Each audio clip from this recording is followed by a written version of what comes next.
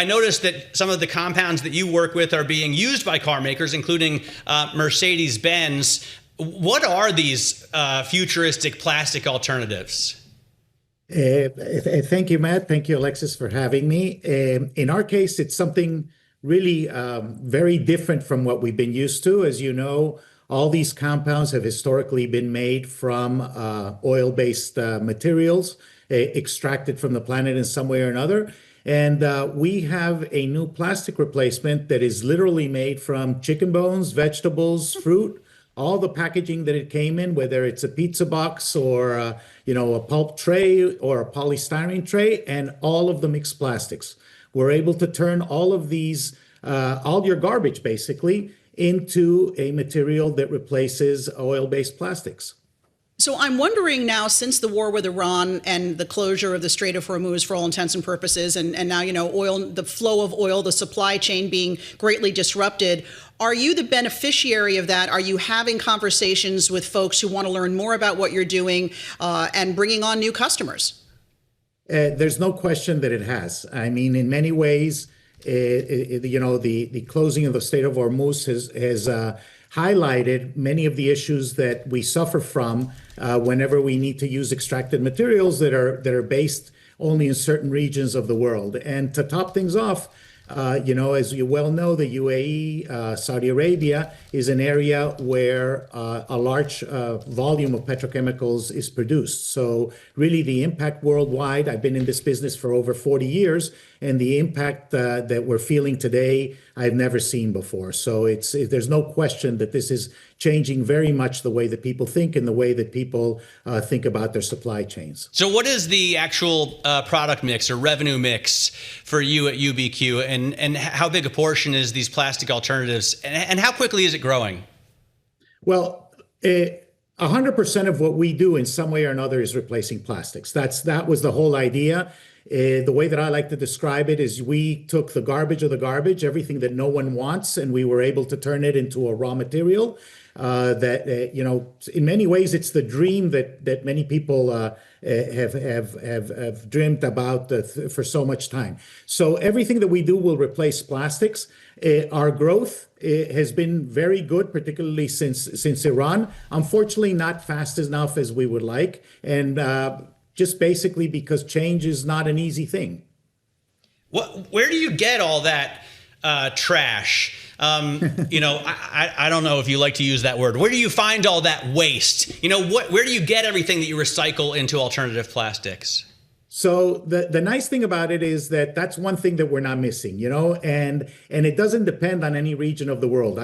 Wherever there's humans, there's always, I like to call it straight garbage. Let's call it what it is, okay? So everything that you throw away in your house is what we use. Like I described before, we pretty much use the entire garbage bag. We don't need to sort anything out other than metals and things like glass. Everything else stays inside. We use 100% of it. And the beautiful thing about that is, as you described, people like Mercedes are able to make auto parts from it. We have people making roofing from it, flooring, many of the things that you would buy in a typical Target or IKEA. All those plastic products for your home, many of them could use UBQ instead of using oil-based plastics. Pepsi uses UBQ in shipping pallets. Their sure. Lay's snack brand uses them in point-of-sale display stands. McDonald's uses UBQ in food trays, for example. Oh, I did not know all this. Well, then I'm interested, Albert, if you can talk to us a little bit about cost, because I don't know how expensive it is to sort of extract this from the waste and make a product that, a PepsiCo or a McDonald's can make. I mean, I know you're privately held, and you can keep things close to the vest if you want, but share with us, if you can, manufacturing costs right now, and have they changed? Is it getting less expensive as the years go on? So the interesting thing is, whenever we think of anything that is sustainable or good for the planet, the number one thing that always comes up in our mind immediately is how much extra are they going to charge me for it? Just about anything that is supposedly good, we always have to pay extra. I'm originally from Colombia. And therefore, for us, it was always very, very important that cost was an important part of the equation. And even though our main plant is in Holland, obviously, as you're well aware, Europe is a high cost area. I can tell you that today we can make UBQ and sell UBQ for about half the price of plastic. So this is one of these cases where literally we're fixing several different problems: the problem of waste, the problem of extraction. If you believe in global warming, we're also very carbon negative. So a lot of really important benefits that humanity gets from using UBQ. But the beauty of it is that I like to say there's no societal cost. In other words, the poorest people in society don't have to pay extra for it, and absolutely everyone can benefit. So this is a very different equation than so many things that we've looked at until now, because literally we get all of the good stuff and then on top of it, a nice price discount rather than a price premium. I'll tell you what, I spend a lot of time scuba diving in Indonesia, and that is a place, Albert, as I'm sure you know, that is just littered with litter. The ocean is in many parts covered with trash. I would pay extra if you guys would go in there and use that as your feed stuff. What are the parts that you can actually make for the automotive industry? Because that is really a brutal testing ground for your materials. You've got to be able to deal with heat and moisture and vibration and chemicals, and durability issues are important to the point of it being a safety issue. So how have you worked with Mercedes, and what can you make for them? So to tell you the truth, when we started out, I thought the automotive industry would be one of our last wins. I mean, that's the truth of it. You just described how difficult it is to work with the industry. They have very, very high expectations, rightfully so, because we're putting our lives at risk whenever we take the wheel of a car. The amazing thing is that you can use, or they've been able to use UBQ in a lot of very different parts. Things from a floor mat to an underbody, to the shielding that goes between you and the motor. In a lot of different parts, they've been able to put some kind of percentage of UBQ in order to replace the oil-based material that they had been using before.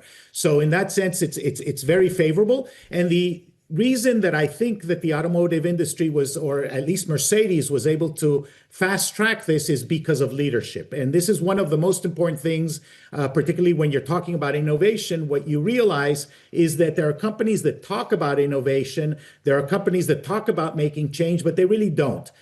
In Mercedes, we found a partner that is really good at this. They have an entire system on how to identify new materials, on how to fast track them once they work. And the end result is that today there are actually car parts in the EQ series, I understand, that are made with UBQ. So imagine having instead of using a typical plastic to literally have been used the trash from your house to build those beautiful cars that Mercedes knows how to build. I hope you use the trash from Indonesia. Remember, I want the trash from Indonesia picked up. It'll be a special custom-made car just for Matt. Let me tell you something. The best way to make sure that we get clean oceans, and by the way, I also love scuba diving, and there's nothing worse than seeing a plastic product or anything else. I mean, I've even seen toilets in the ocean. I don't know if it's happened to you. But the point is, the best way to avoid that is to have garbage have a value. Once waste has a value, it's no longer something that we throw away. No one would think of taking a truck like they do in Asia and literally using rivers as their dumping ground. What will happen is that as UBQ expands throughout the world, people will value the trash. They'll understand that they can make money with it. They'll understand they can make things with it, even their homes, for example. And what I hope is that will literally clean up the world, because we can't keep throwing things away, because sooner or later they end up in the wrong place. Albert, I just want to talk quickly about the fact that you have raised some significant private equity and venture capital. At least what I'm looking at right now, a $70 million funding round in 2023 was the last one. Correct me if I'm wrong. Are plans for any more? And got to ask, plans to go public? This is a business that is very capital intensive. So we have, consistent rounds, mostly for CapEx. And the idea, yes, for sure. My dream is that this will be the standard solution for, number one, obviously solving the waste crisis that we have all over. No more landfills, no more incineration or incinerating waste, and of course to lower the extraction. We live in a world today where every single time that we want to make 1 kilo of something, we have to extract 70 kilos from the earth. And I think it's a much nicer thing if we take the 1 kilo we produced and just produce another kilo of something and then another kilo of something. So Agreed. Definitely the world would be a much better place with plants like UBQ everywhere in the world, not just in Holland. Well, Albert, really appreciate your time and what you're doing. Albert Douer there from UBQ.